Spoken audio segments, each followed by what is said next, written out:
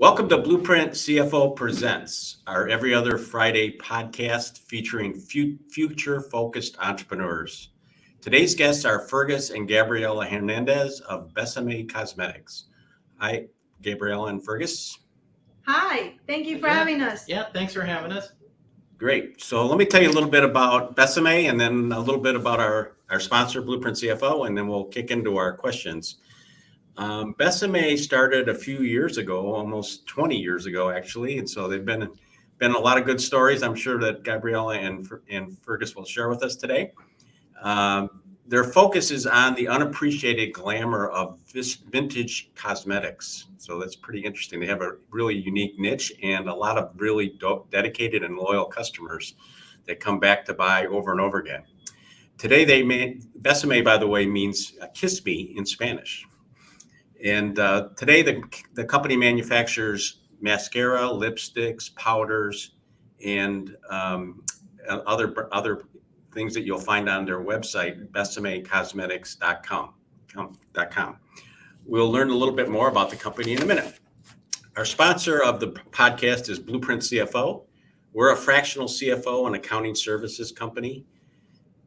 Most accountants, unfortunately, are just historians. They take a look at your books and tell you how much money you made in a prior month.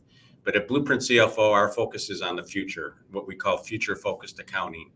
We're trying to help our clients learn from the past and do better in the future.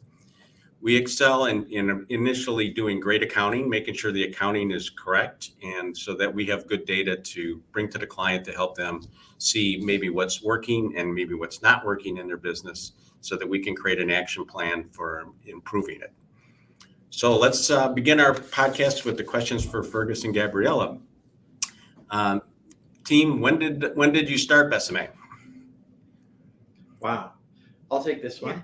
Bésame Cosmetics started as, I think, a dream and a pilot back in 2002. Started development sketches. It was really, I'd say, just a hobby or a dream, just, blue sky. Wasn't any. And then it kind of developed and launched to the market November 2004.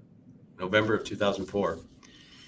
And what led you to start it? I mean, you probably had other jobs at that time. Fergus was telling me that all the business cards behind their desk there are cards they had for different companies they work with. Oh yeah, you want this one? At the time I had a design firm because my background is in photography, and so is Fergus's. Actually, we both graduated from ArtCenter College of Design in Pasadena, and so we have. I have fine art and photography background. Fergus has also photography background. So we had photography studios for a while, and then translated that when that business changed because of Photoshop and what happened with Photoshop and retouching and all of that. When that launched many years ago, we kind of translated our skills into I did more art direction and design, and Fergus started doing more computer work and coloring and coloring comic books and doing all kinds of things for different companies. So at the time I had a design practice, I was doing work for other people. So this was a side project for me. I thought, I was doing cosmetic work for other people at the time as well. And I thought, what would I personally like? What is attractive to me as a consumer that I don't really see in the market? And I started to sketch and design things that I thought were interesting based on what I remember as a child seeing my grandmother and other people in my life that I considered glamorous when I was young, doing their thing, and how that reflected on me as an adult. And so I translated those memories into the products that I started to make. So your grandmother was your inspiration, it sounds like. Yes, yeah, she was, because it really was a time when people didn't have as many things. So it was more of a minimalist approach to things. But how they groom themselves and how they take care of themselves had a lot to do with the whole look. And it wasn't just the makeup; it was everything else. Yeah. So when you were both growing up, it sounds like you weren't really thinking about being in the cosmetics industry. You were. No, not at all. Yeah, no, no, we're both artists, really. I was into the arts as a very early age. I always thought that I would do something with the arts. I didn't know what. Obviously, at that time when you're young, your parents don't necessarily encourage careers in the arts because they don't see that as a lucrative way of making a living. Yeah.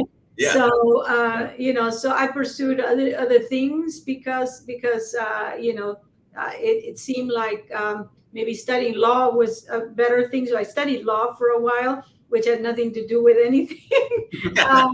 But it does everything you learn. I think it's never wasted because you end up using part of that in your business sooner or later. So that's how we developed into what we're doing today. Yeah. Were you always interested in cosmetics, Gabriela? No, I wasn't interested in cosmetics per se. I mean, I enjoyed the color because color is something that we really, are very close to as far as like choosing colors and dealing with color, but not necessarily to be in manufacturing cosmetics per se. Yeah.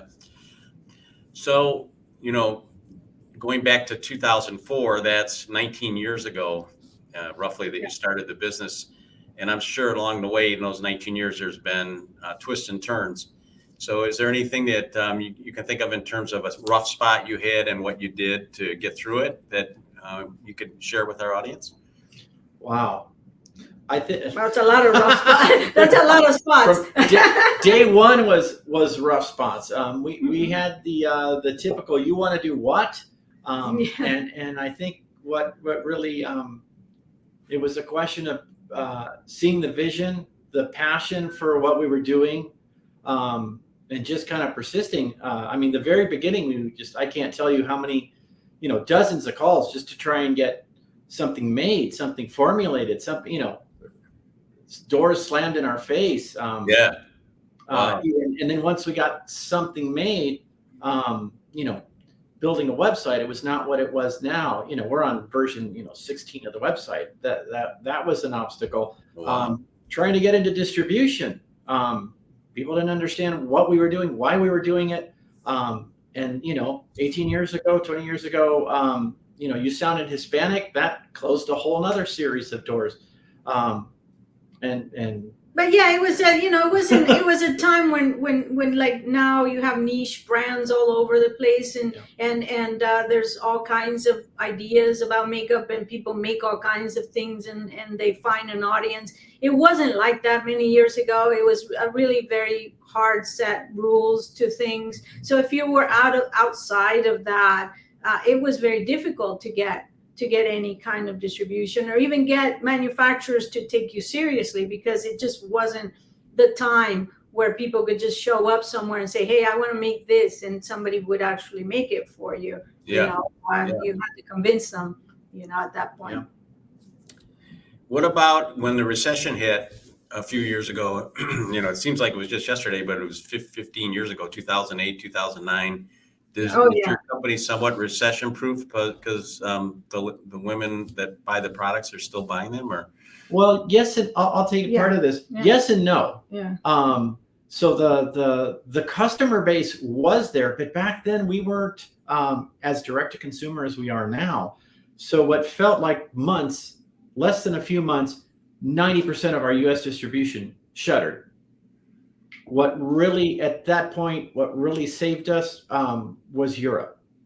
The appreciation for what we do at times is greater outside of the United States. So we did a slight pivot and started, increasing our exports. And that really kind of got us through that patch. Yeah. And obviously we evolved to more direct to consumer as a result. Right. Well, so most companies start out in distribution by having retail stores, and I know you have all been in Sephora and you've had your own store, and so is there any tips there in terms of how you view that at this point? I mean, over time, more and more people are buying online now, I would assume. Well, I'd say today today it's acceptable to be direct to consumer. That hands down. You can launch, exist, be sold direct to consumer. 20 years ago, if you didn't have the prestige of a footprint, you weren't taken seriously. So that's been, we watched that evolution. Yeah. And customers weren't as, they weren't as willing necessarily to buy online as they are now, because obviously cosmetics are something people like to test and try and all of that. So it was a big barrier to that a while ago. Now people are feeling more comfortable with buying online, even for cosmetic products, than they were before. So it's a lot easier now to just be a direct to consumer brand than it was years ago. So I think it's acceptable now to be that way, Yeah, I mean, I'm thinking of, when I go into Bloomingdale's or Nordstrom's or Macy's, there's always on the first floor a large area devoted to cosmetics, and the ladies there trying to get you to try stuff on and all that. So that's still happening, but more and more people are now more comfortable with just going online and buying the product there too. Yes. Oh, sure. Yeah, I mean, it helps. Obviously, it's good to have kind of more omni-channel distribution and have some partners. But I think now you can be more choosy as to what partners you want to partner with, instead of having to blanket like the whole country with a big chain. You can be more choosy and say, no, I'm going to partner with only this retailer, and then we're going to build the business like that, and which is a lot more strategic than it was before, which is like, let's put it everywhere kind of thing. Right. So you've owned your own business for quite a long time. I know prior to that, you were employees for different companies. Mm-hmm. What's the best part of owning your own business that you could share with other entrepreneurs? Well, the flexibility obviously is the best part, because you end up working long hours, because everybody does. When it's your own business, you kind of have to work long hours, because you're kind of never that far away from it. It's hard to get away from things that need to be done. But you can be flexible as to when you work. So like if you have children, you can, make dinner and put them to bed and then go back to work when they're going to sleep, so you can kind of, do your schedule a little bit better, but it doesn't mean that you don't have to put in the hours. I think people think that maybe you don't have to put in as many hours when you have your own business, which is not really the case. It's actually more so that you have to put more hours than if you work for somebody else. But it is more rewarding, because you do see the results of your work. You can definitely more connected to it. Yeah, you're more connected to it, and you can schedule things around things, which is again the flexibility to kind of do your own thing. If you like to kind of, you have to be kind of a self-motivated individual, I think, to have your own business, because nobody's going to be telling you, hey, you need to get this done. You have to be to yourself this, I need to get this done. So, yeah. What's the worst part? That's the good part. What have you found that's the hardest part of owning your own business? I'd say the hardest part is finding the discipline to control the best parts. Yes. That's the key. Yeah. That is the key. Because Yes. if you don't have the discipline to get stuff done when you need to get it done efficiently, then you'll never have time. You'll never make time for yourself. Right. So I think that the hardest there's running a business, and I'm running my own business too. So there's lots of different facets of that. There's people, there's products, there's customers, right, there's collecting the money, managing the money. So in what's the part, designing new products? I mean, new services, new products. What's the part that you like to do the best?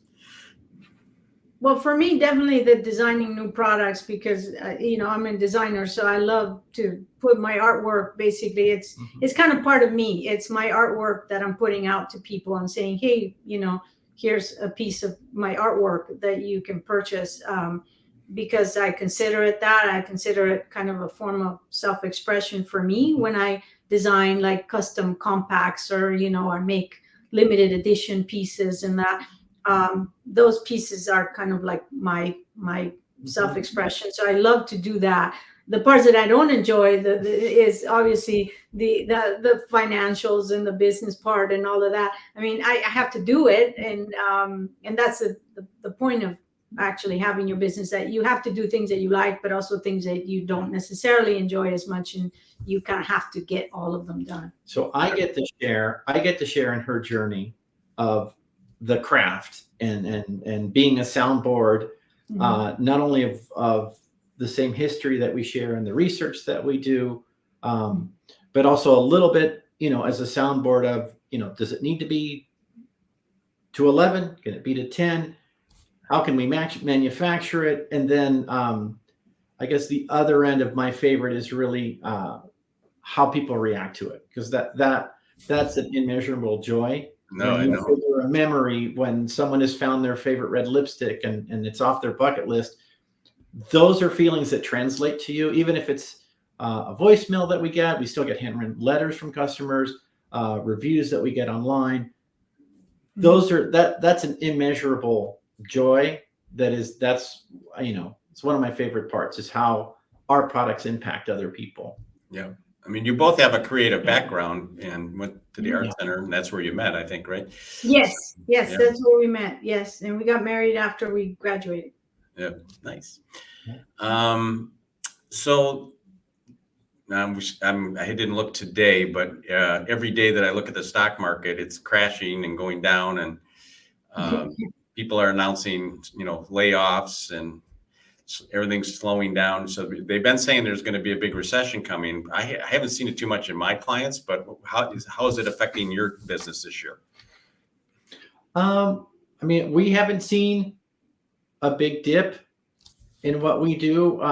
We are, I think, a small indulgence that makes a huge impact in people's lives. So I think in the grand scale, if you look at the, I'm trying to remember what study, lipsticks is one of the last things to go when, in the hierarchy.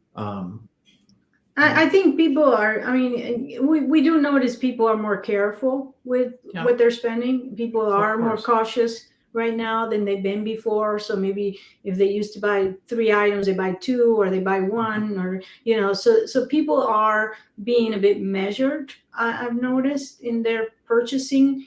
And I've noticed that since even, the tail end of last year. I saw that coming because we did do a big show at that point with Disney, and you could see that people were definitely being more cautious with their spending. So I can see that in the customer behavior, but that doesn't mean that they don't want to feel good and buy something nice for themselves.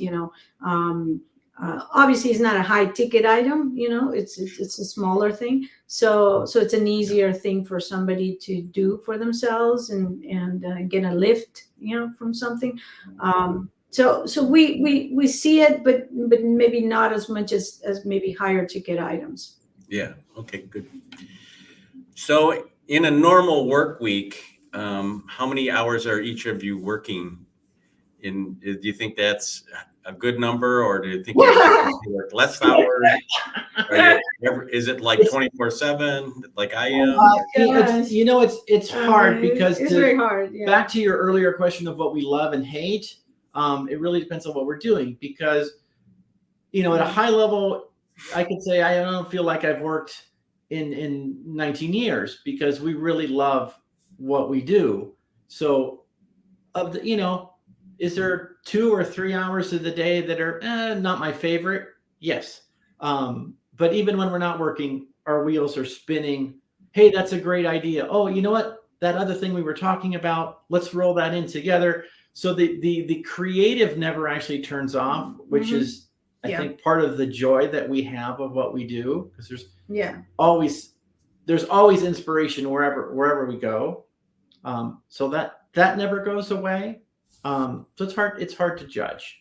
Yeah, I mean, I don't think it ever turns off. I mean, as a designer, I need input to put things out. So I'm always looking for input, Yeah. So, yeah, I'm always processing and inputting things and seeing what can come out of that. Do you have like a creative space you go in, Gabriella, to do your thing? Uh, yes, I enjoy being by myself, because I mean, I think all artists are, because it's all in my head, and it's like I lose track of time when I do that. I'm kind Yeah. of somewhere else, and I'm in my own head, in my own space. So I'm used to that. I mean, I grew up like that anyways, because I'm an only child and I didn't have a lot of people around. We moved a lot when we were younger.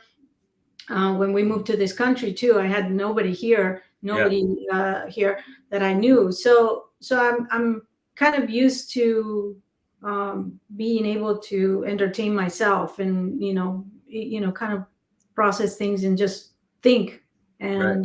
and imagine things that are not real, and then try to make them real. Right.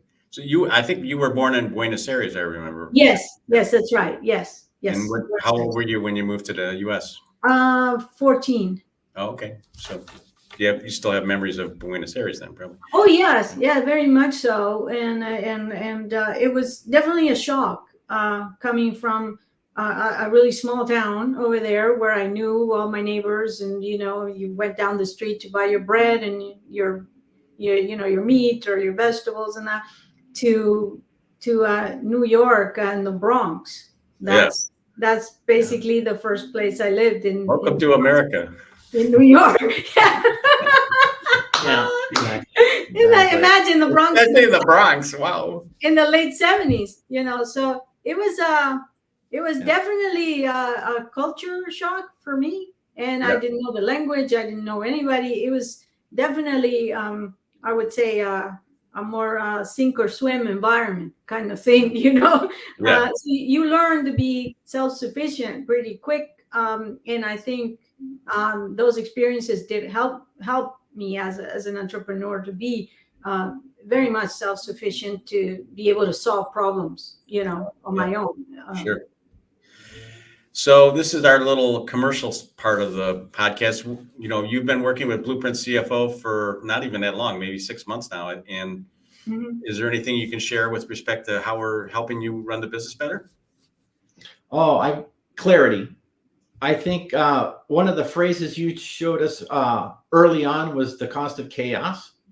And that is just, that was like a pebble just rippling through almost everything.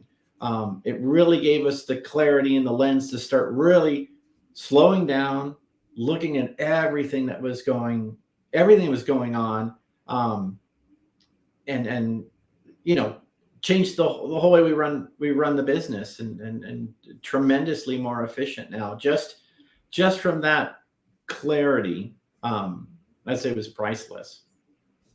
Well, thank you. I remember when I think it was Gabriella called me, or it might have been Fergus, but I said, why are you thinking about bringing in a fractional CFO? And you said, well, we've been doing this for so many years, and we just think it'd be smart to get an outside third party to look at how we run the business and see if there's things that we should be doing different. And every time we have a meeting, we meet every other week roughly, and every meeting is kind of amazing in terms of the things that come up that we could save money on or make more money on. And it's really been a huge, in my opinion, difference to the business. And now we've rolled out our plan for 2023, and in January we outperformed the plan, which is super exciting. Hopefully we'll continue to outperform the plan as we go through the year here. Yeah. Oh yeah. Well, I mean, because we're huge adapters, just through our journey, because you figure it out you best you can, you get stuff done. But and I think we both had said we reached a point where let's get another set of eyes, let's get some clarity, and then as soon as we had that clarity, it was we can act on it. Well, I love working with you because you're so receptive to change, and you're like a sponge in terms of ideas, and you come back, you shock me when you come back. Wait, here's what we did, and we saved X amount of money on this. Like, what? We didn't even talk about that one. So let's well, yeah, and it goes back to the chaos, because when we are capable, not efficiently, but you're capable to do in so many places. When you start eliminating those things and really get down into focus, you can be tremendously efficient. And that's, one thing we have always been nimble. When we can focus and see an issue, we resolve it. And being able to slow down and see the chaos that was going on helped us eliminate. And the clearer we see, the clearer we can act. Yeah. I mean, we had never looked that closely on, like, what people were spending on supplies, or what people were doing, with events or whatever it was. So, there was a lot of things that we weren't aware that money was just kind of flowing out to things that were either no longer in use or not really needed or whatnot. So really looking at things, line by line, was a great eye-opening kind of thing. But you know what? But when you're running and trying to do all that, you just you're oblivious to it. Yeah, you kind of leave things, because you can't be on everything. So it's very easy to ignore things that you're not really focused on. And it seems obviously simple, but it seems simple, but it's an easy thing to overlook, actually. I mean, one thing I want to say, I talked before about great accounting, how you have to have great accounting, and I don't know how you ran the business before with the accounting service you were using, because the financial statements were not correct, as we have found out. And so I have no idea how you were running the business, because you were basically flying blind there. And well, again, I think that's the one big thing we did, is clean up the financial statements so that when we get them every month, they make sense and they're correct. Yeah. Oh, sure. Well, I mean, again, that's part of the adaptability. You adapt to what's happening. And then again, part of the chaos, we're can get engulfed in too many, we tend to be geeks about what we make, what we do. The passion can pull you too far in one direction, and you just think, well, that's being taken care of, until you see. That we went to a major firm to have that paid a lot of money, and they didn't do a good job, and it's shocking, actually. But exactly, which we thought, okay, well, maybe we need to invest in a larger firm to do a better job. That's what we thought when we hired those people, but it turned out to be the opposite, and we didn't, we really didn't know, because we thought, okay, well, you're not accountants, you're not supposed to know. They should really know. They should know, actually, right? They're a big firm. They should know what they're doing. But obviously we didn't know enough to know that they weren't actually doing their job. Well, that circles right back to your chaos, your cost of chaos, which for me, dominoed to the realization that really nothing's on autopilot. If you think it's on autopilot, it's going wrong. Make sure it's you got to get into the details. Being taken care of. Then it is working. Yeah, and then simplify the business too. Simplify things where you're still functioning at a high level. You're making the money you need to make, but with less complications. The things that aren't adding to your bottom line. Get rid of those things. So clean it up so that it's definitely a more manageable system. Yeah. So we're going to wrap it up now with my last question, which is, we may not have any more things to even offer up to other entrepreneurs, but is there any last tips or things, things that entrepreneurs should be looking at or of trying to avoid going down the road as they open up their company or start their company, that, you can share with them the, things that you've learned with 19 years of success, but that probably, sometimes going backwards and going forwards at the same time. Do your research, be really passionate about what you're doing, whatever it is, and share your enthusiasm. Because if you're passionate about something, it will translate. If you feel like you're selling it and you're forcing yourself to do it, it's going to come across. Yeah. So you're just doing it to make money and not really changing things. Yes. Yeah, there needs to be other reasons. Also, be careful when you hire people. Don't hire people right away, and see if you can use freelance people or hire people on contract. But having a lot of employees is becoming more and more expensive. It's a very large expense. So at this point, you know, bring in only the senior people that you think you need to run the business correctly. But all the other services, there's so much more flexibility with independent contractors nowadays than there was years ago, that I think it's a better way to go than to really have salaries for a lot of people. I mean, obviously you guys have outsourced your accounting and finance does, but Yes. also you've outsourced your marketing. Yes. And that's been a real winner so far, so. Yes. Oh yeah, for sure. And then you don't need the offices, you don't need the locations. So, it's like all of that idea that you need an office, you need a fancy, whatever reception area, and that it's not necessarily so anymore. People can operate out of anywhere, really. Pretty much. That Yep. probably hurting the office space industry, but A little bit. Yeah, a little bit. I mean, the shared spaces work well if you need a place to meet people, and that the shared offices sometimes are a good bet to just get a subscription, so you can use the meeting rooms and things like that. But yeah, I'd be careful with offices, really, because I don't think people want to show up to an office as much anymore. And you can have meetings once in a while with people, or have virtual meetings and still run things. So keep costs down. keep the cost as low as Cash is possible. be conservative, right? And don't spend a lot of money on things that maybe not going to pay off. Exactly. If it doesn't translate to the customer in some way, you shouldn't really be spending money on it. Yeah. Okay, well, that's going to wrap up our episode for this week. And our next episode will be Friday, March 10th at 12:15. We have yet to determine our guests for that episode, but it'll be coming out relatively soon on LinkedIn and on our website. So thank you very much, everybody, and so long for now.